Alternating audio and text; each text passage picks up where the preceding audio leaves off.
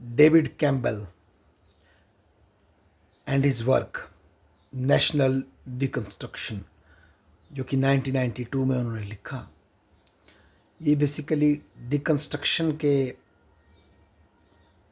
Angle से national identity को decode करने का, अंडरस्टैंड करने का बहुत ही ब्यूटीफुल वर्क है, जो कि पोस्ट मॉडर्निस्ट पर्सपेक्टिव को सामने लाता है इंटरनेशनल रिलेशन में। डेविड कैम्पबेल ये कहते हैं कि समहाउ ये अजम्पशन है कि जो कंट्री है, कंट्री की जो आइडेंटिटी है, वो एक पर्टिकुलर भूभाग पर पूरी तरह से एक्सेप्टेड है, को रिफ्लेक्ट करती है, और वहाँ उसको लेकर के 100% उस इलाके के जो लिविंग लोग हैं, जो रह रहे हैं, उनकी कंसेंट है, और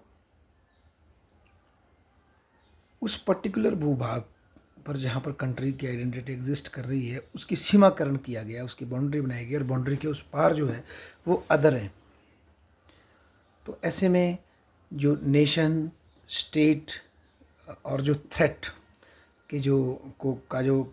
एक रिलेशनशिप है, वो कंस्ट्रक्ट किया जाता है। ये एज्यूम किया जाता है कि देश की बाउंड्री के अंदर कंप्लीट कंसेंसस है, और जैसे ही देश की बाउंड्री के परली साइड हम पहुंचते हैं तो वहाँ अदर है, जिससे खतरा है। कैम्पबेल ये कहता है कि बेसिकली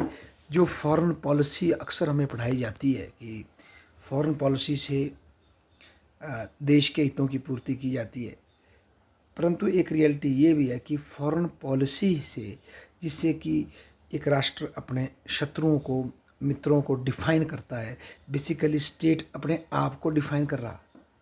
तो foreign policy as a tool of defining the state itself, ये बात कैम्पबेल ने बहुत बड़ी बात बोली कि जिस तरह से आप अपनी फॉरेन पॉलिसी से डिफाइन करेंगे अपने शत्रुओं को, तो वो आपकी अपने डेफिनेशन पर भी इम्पैक्ट करेगा। इसके लिए डेविड कैम्पबेल बहुत ही सुंदर एग्जांपल कोल्ड वॉर का देते हैं, जिसमें कि यूएस ने कंटेमिनेशन की, कंटेनमेंट की पॉलिसी लाई, और कम्युनिस्ट रिजीम्स को कंटेन करने की पॉलिसी को ला करके कोल्ड वॉर में अपने एनिमी यूएसएसआर को डिफाइन किया। ठीक है जी।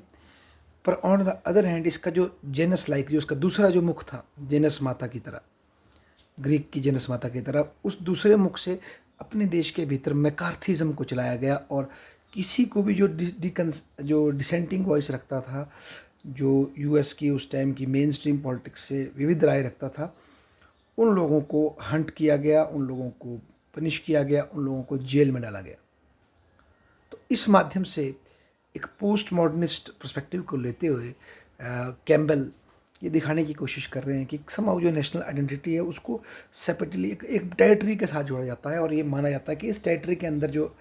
इस आइडेंटिटी के प्रति कंप्लीट कमिटमेंट है, और इसीलिए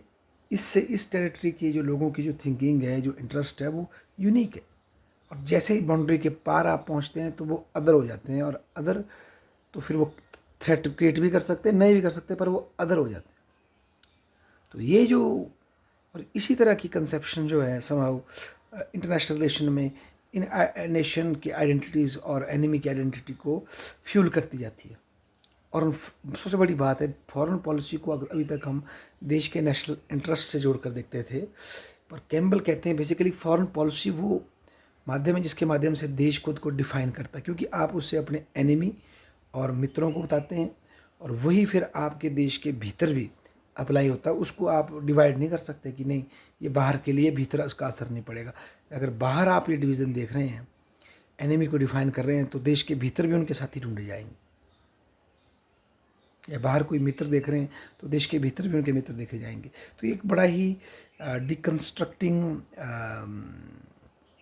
टूल है, एनालिसिस दिया है कैम्पबेल ने, ताकि हम वर्तमान जो पोस्ट स्ट्रक्चरलिस्ट जो एनालिसिस है